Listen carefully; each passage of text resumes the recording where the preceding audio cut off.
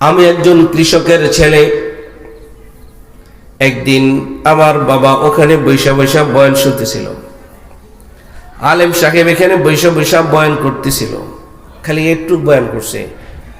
হাফেজে কোরআনের মা আর বাবার মাথায় আল্লাহ তাআলা নূরের মুকুট পড়ায় দিবে। উলবিসা ওয়ালিদাহু তাজান ইয়াউমাল কিয়ামাহ।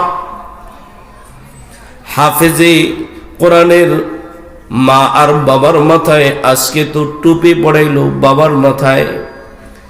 কোটি কোটি মানুষের সামনে আল্লাহ তাআলা নিজ হাতে নূরের মুকুট পড়ায় দিবে। এই বয়ানটা শুই না আমার আব্বা আম্মা দুজন আমাদের দুই ভাইয়ের মাদ্রাসায় ভর্তি করছে। আল্লাহ হাফেজ বানাইছেন, আলহামদুলিল্লাহ। আমার আব্বারে যদি কেউ জিজ্ঞেস করতো, পোলাগুলোতে নষ্ট করে ফেললেন, ভালো পড়ালেখা করেন, দিলেন তো এতিমখানায়, দিলেন তো মাদ্রাসায়, শেষ। বাস্তবটা বলতেছি, আরেকজনেরটা বললে যদি কারো সন্দেহ হয়, এজন্য আমারটা বলতেছি। আমার বাবা বলতেন, তোরা যেই যাই বলস না কেন, আমি আল্লাহর হাতে নূরের মুকুট পড়ব। বাবা কোনো শিক্ষিত ছিল না, মা কোনো শিক্ষিতা নারী ছিল না, স্বাভাবিক কিষান কিশিনী দুনুযোগ। গত বছর জানুয়ারি মাসের 3 তারিখে বাবা দুনিয়া থেকে বিদায় নিয়ে চলে গেলেন। নিজ হাতে গোসল দিলাম, নিজ হাতে কবরস্থ করলাম, দোয়া পড়ে রাখলাম, সাথে আরেকটা দোয়া করলাম, আল্লাহ আমার বাবার মনের আকুতি মিনতি হাফেজে কোরআনের বাবা হইলে তুমি নূরের মুকুট দিবা, কবরে নাইমা বিসমিল্লাহি ওয়া আলা মিল্লাতি রাসূলিল্লাহ বইলা রাইখা আল্লাহর কাছে আরজি পেশ করলাম, আল্লাহ তুমি আমার বাবারে নূরের মুকুট পড়ায়া দিও। এই দোয়া পড়া বাবারে কবর দিয়ে দিস। এরপরে সূরা ইয়াসিন পড়া গরুস্থান থেকে ফেরত আসছে। হাফেজে কোরআন আল্লাহ বানাইছে, বাবার কবরের সামনে দাঁড়ায়া সূরা ইয়াসিন পড়ছি। বুজুর্গ উলামায়ে কেরামের জবান থেকে শুনে থাকবেন, বাবা মা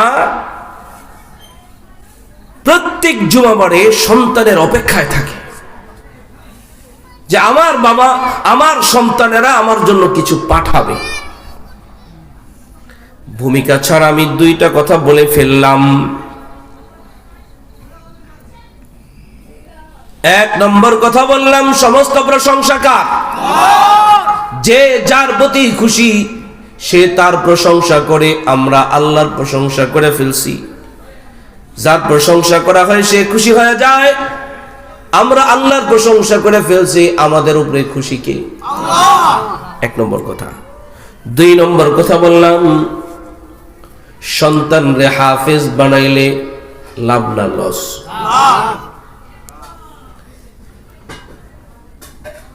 সন্তান হাফেজ বানাইলে, আলেম বানাইলে কি লাভ? সন্তানের বিদেশ পাঠাইলেও লাভ। বিদেশের বাড়িতে পাঠাইলে, বিদেশের বাড়িতে কাজকর্ম করা, চাকরি নকরি করা, সন্তান উপার্জন করা, বাড়িতে টাকা পয়সা পাঠায়, ভালো বাজার সদাই করে দিনাতিপাত চলে। কিন্তু আমি আর আপনি যখন কবর দেশের যাত্রী হয়ে যাব, সেদিন আমার এই সন্তান আমার জন্য কিছু পাঠাবে কি না, এমন একটা হালত যদি কইরা না রেখে যায়, পাঠাবে তো। সন্তান রে আপনি যদি কিছু পাঠানোর উপযুক্ত করে জানতো পাঠাবে, ভালো জিনিস পাঠানোর উপযুক্ত করলে ভালো পাঠাবে, মন্দ উপযুক্ত করলে মন্দ পাঠাবে। কোন সন্তান মা বাবার কবরে আগুন পাঠায়, কোন সন্তান মা বাবার কবরে নিয়ামত পাঠায়। এখানে আমরা যারা আছি কেউ বাবা আবার কেউ বাবা না, কিন্তু এখানে আমরা যারা আছি আমরা সবাই কিন্তু সন্তান। কারো বাবা আছে কারো নাই, কারো বাবা আছে কারো নাই। সুতরাং আমরা আমাদের মা বাবার জন্য দোয়া করতে রাজি আছিনি? আল্লাহ আমাদের বাপ মারে মাফ করে দেন।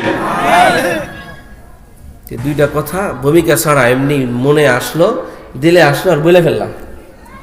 আল্লাহ তাআলা আমাদের বাপ মারে মাফ করে দেন।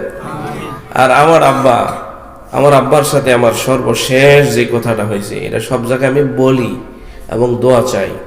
শেষ কথাটা হয়েছে হইল যে আমার জন্য মাহফিলে সবার কাছে একটু দোয়া চাইস আর একটু দোয়া করিস। এই হলো আমার বাবার শেষ কথা আমার সাথে। এরপরে আর কথা বলার সুযোগ হয় নাই, তাও আবার ফোনে। সকালে সাক্ষাৎ করে গেছি, রাতে ফোনে কথা বলছি, পরের দিন সকালে নাই। তো এই জন্য আমিও আপনাদের কাছে আমার আব্বার জন্য দোয়া চাই, আমার আব্বারে যেন আল্লাহ মাফ করে দেয়। যাদের আব্বা আম্মা নাই তাদেরকেও যেন আল্লাহ তাআলা মাফ করে দেয়। কোরআনুল কারীম থেকে আমি সূরা আনকাবুত থেকে আপনাদের সামনে তেলাওয়াত করছি। কোন সূরা? আনকাবুত। বলেন কোন সূরা? স্বল্প সময় 2-3টা কথা বলবো ইনশাআল্লাহ। এরপরে 28 নম্বর পারার শেষ পৃষ্ঠা থেকে একটা আয়াতের অংশ তেলাওয়াত করছি। এই আর একটা হাদিস, এই সাদা মাঠা 2-3টা তরজমা করে আমি শেষ করব, কারণ বড় হুজুরের সামনে কথা বলার যোগ্যতা নাই, আর বলতে গেলে একটু ডর লাগে।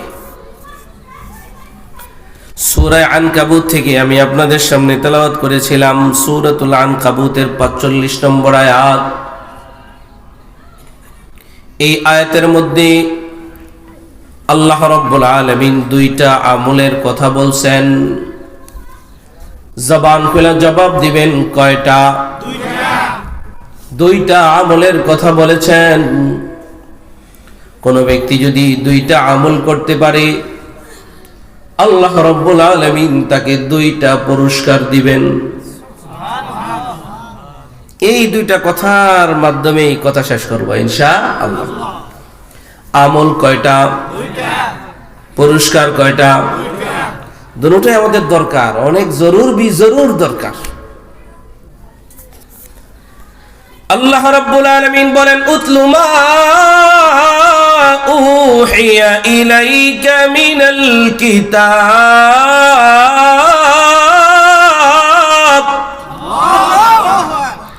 আল্লাহ রাব্বুল আলামিন বলেন নবী হে, তেলাওয়াত করুন, পাঠ করুন মা উহিয়া, যা ওহী করা হয়েছে, ইলাইকা আপনার কাছে, মিনাল কিতাব হাযাল কুরআন,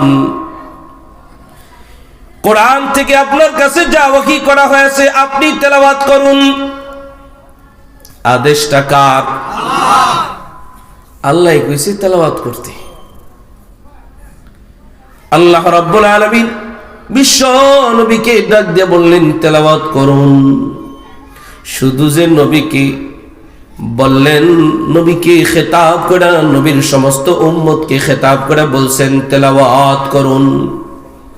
হাফেজ সাহেব তেলাওয়াত করবে, মাওলানা সাহেব তেলাওয়াত করবে, ইমাম সাহেব তেলাওয়াত করবে, এমনটা না।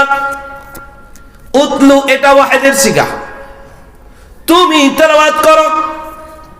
আল্লাহ যেন বললেন, প্রত্যেককে আলাদা আলাদা করে বললেন উতলু, তুমি তেলাওয়াত করো, তুমি তেলাওয়াত করো, তুমি তেলাওয়াত করো।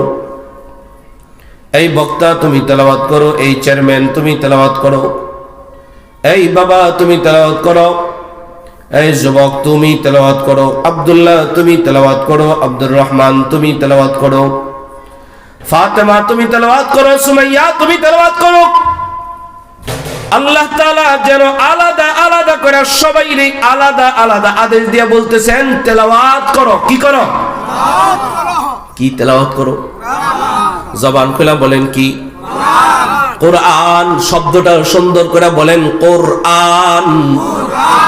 কফ র পেশ কুর, শুদ্ধ করে কুর আন, কোরআন তেলাওয়াত করো। আদেশটা কার? নামাজ পড়ো, রোজা রাখো, হজ করো, যাকাত দাও, এটাও আল্লাহর আদেশ। কোরআন পড়ো, এটাও কার আদেশ? আল্লাহ। করবনি ইনশাআল্লাহ, না খালি হাফেজ সাহেব কথা শুনবো? কারা কারা তেলাওয়াত করতে রাজি? ইনশাআল্লাহ, পাক্কা? ঠিক তো? আল্লাহ আমাদেরকে কবুল করেন, আমারও কবুল করেন। এক নম্বর আমল কোরআনুল কারীমের তেলাওয়াত করা। কোরআনুল কারীম যদি আমরা তেলাওয়াত করি, আল্লাহ রাব্বুল আলামিন বলেন, ওয়া ইযা তুলিয়াত আলাইহিম আয়াতুহু যাদাতহুম ঈমানা। কয়রে গোলাম, কোরআন তেলাওয়াত করলে আমি তোর ঈমান বাড়ায় দেব। বলেন, কোরআন তেলাওয়াত করলে কি বাড়ে? কি বাড়ে? তাহলে ঈমান বাড়াইতে চাই না কমাইতে চাই? যার যেই পরিমাণ তেলাওয়াত তার সেই পরিমাণ ঈমান। আপনার ঈমান কতটুকুন, আপনার তেলাওয়াত যতটুকুন। আপনি এসে বলবেন আমার ঈমান ঠিক আছে, না তেলাওয়াত নাই তো ঈমান ঠিক নাই। তেলাওয়াত যতটুকুন, ঈমান ততটুকুন। কয় এটা এমন এক কোরআন, এমন এক কালাম, এই কোরআনুল কারীম তেলাওয়াত করলে আল্লাহর সাথে তার মুহাব্বত বেড়ে যায়। কার মুহাব্বত বেড়ে যায়? আল্লাহর দিলে মুহাব্বত বেড়ে যায়। যে যারে ভালোবাসে ও খাবারের দিকে তাকাইলে ওরে দেখে, ও ডাইনে তাকাইলে ওরে দেখে, বামে তাকাইলে ওরে কিরে, এটা কল্পনার জগতে চলে গেছে। ওর প্রেমিকারে ও খালি যেদিকে যায় ও যেন ওর প্রেমিকারে দেখে।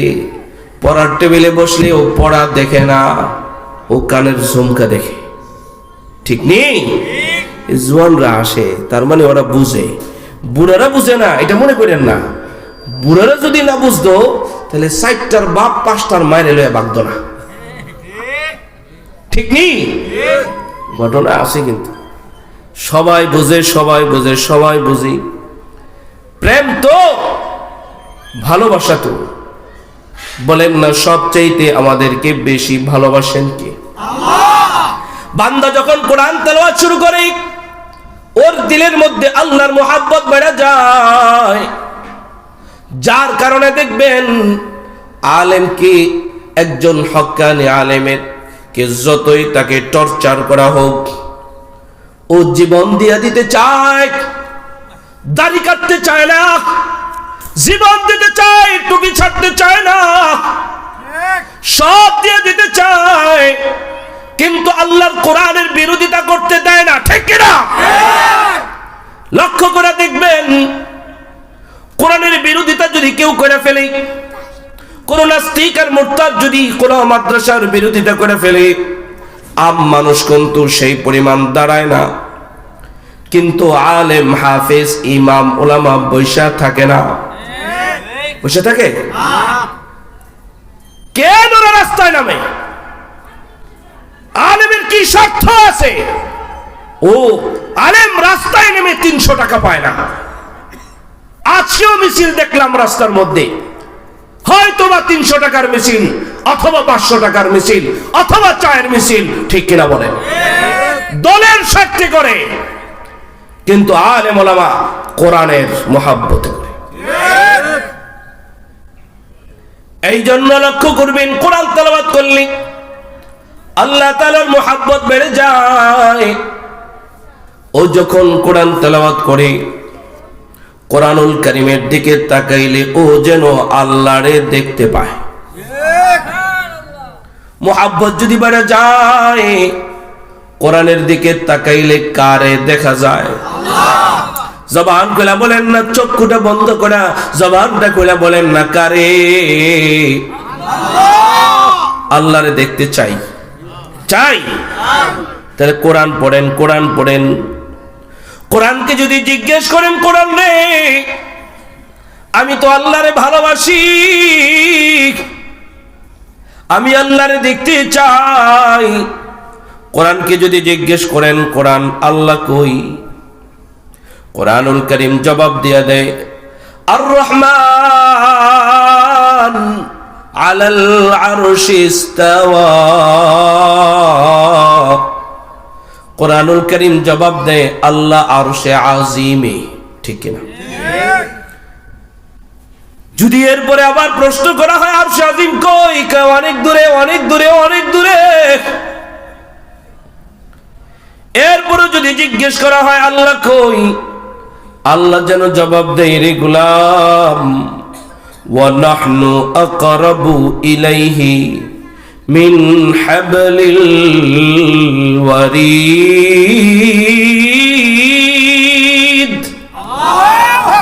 কয় গোলাম, আমি তোর কাছে, আমি তোর কাছে, আমি তোর কাছে, এত কাছে, এত কাছে যে আমি তোর দেহের শাহরগের চাইতেও কাছে।